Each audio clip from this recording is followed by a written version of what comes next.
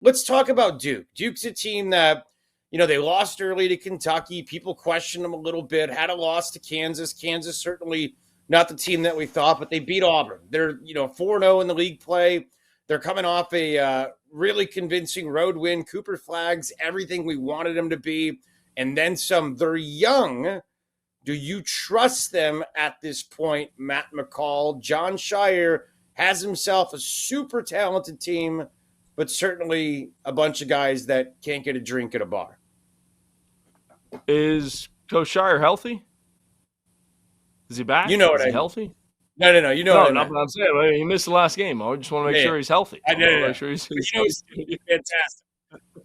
fantastic. I trust him. I mean, Cooper Flagg is phenomenal. I think with Duke, this team's only going to get better. My only concern is the league is not great. And I think the three of us can agree with that. The league's not great. So Duke getting pushed and being challenged and playing games and high-level games, that would be my only concern with this team.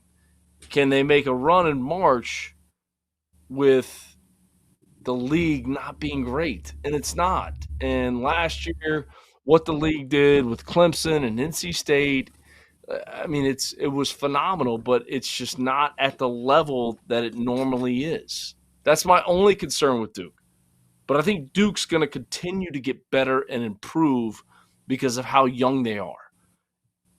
But that improvement and it's how much can they improve if they're not playing against high level competition. I respect what John Shire and his coaching staff has done in terms of their schedule and bringing all comers. And it doesn't matter. We'll play everybody. I respect that. And I think Cooper Flagg is the best player in the country.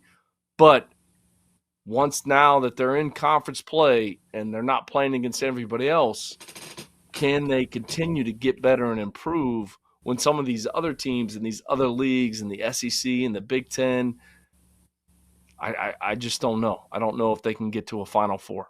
That would be my only concern about them. But they are terrific. Is that as important to you, Jarrell, because the ACC is not as daunting perhaps as the SEC? It's not like UConn. UConn crushed teams and, they obviously ended up winning the last two. So I'm curious if you view it the same way. Good point. I do, and I think it was actually a great point by Matt, because at the end of the day, and we kind of even spoke to this a little bit talking about the last teams, is just sometimes, and he can speak to this as well too, even losing those games in the bright light games against, even matched talent-wise, other guys that are really good high-level players in those bright light games, the Auburn-type games, you can learn more from those games about your team than you can sometimes than just beating everybody by 20 or not really getting challenged throughout the course of the year. So I think it's a great point, and I do think that matters going into the tournament. When I played, I was in the, it was a 16-team Big East then, but man, it was a gauntlet.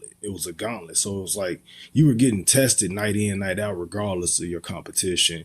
And I always felt like that usually those teams did better around tournament time because we were used to being in tough games and battling night in and night out. I think it just gets you a little bit more battle tested for sure. But just in terms of Duke, just in totality as a team, I think they kind of check all the boxes. Man for man, they might be one of the best teams, if not the best team in the country, just from a talent standpoint. The thing that obviously worries me about them is the youth. And I'll just say it. Cooper Flagg has been phenomenal and has overserved for every bit of hype that he's had coming into this thing. And I got a chance to watch him the last couple of years, and I'm not surprised in the least bit. But it does worry me that he is the end-all be-all for them at such an early juncture in his career. And it's not because he's not talented enough to do it. I'll just say this. I feel like for them to make a Final Four run, and I was expecting this to happen going into the year a lot more, where one of those older guards was going to kind of take the bull by the horns. And they may not be number one because they're not totally not Cooper Flagg, But so one of those dudes had either Proctor, and I thought it was going to be either him or Love coming into the year. And, not to say that they've played bad, but they haven't had the impact more so than the group of young guys and the freshmen that have come in right now. So I feel like for them to reach their destination, it's going to take one of those dudes who've kind of been through it to ride shotgun at least and say, hey, I'm here with you, ready to make plays and make, step up in big moments. Because totally even agree. the games that they lost, it's been here, Cooper, Flagg, here goes the ball, go get us a look or create a help situation where we could draw two and somebody can get somebody an open shot. And that's just a lot to ask. I don't give a damn how good he is for a kid that should be in his senior year of high school at the end of the day. It's a lot to ask to do that and make it to the Final Four.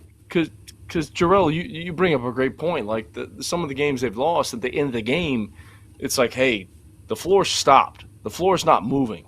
And he's got the ball and he's trying to create and make a play. And it's almost like, can somebody else do that when the game's on the line? Can somebody else do that? Because every coach in the country, if it comes down to a one-possession game, they know that the ball is going to be in Cooper Flagg's hand.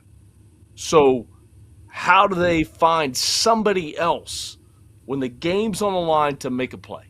Who is going to be that guy for Duke? 100%. I couldn't agree with you more, Jarrell.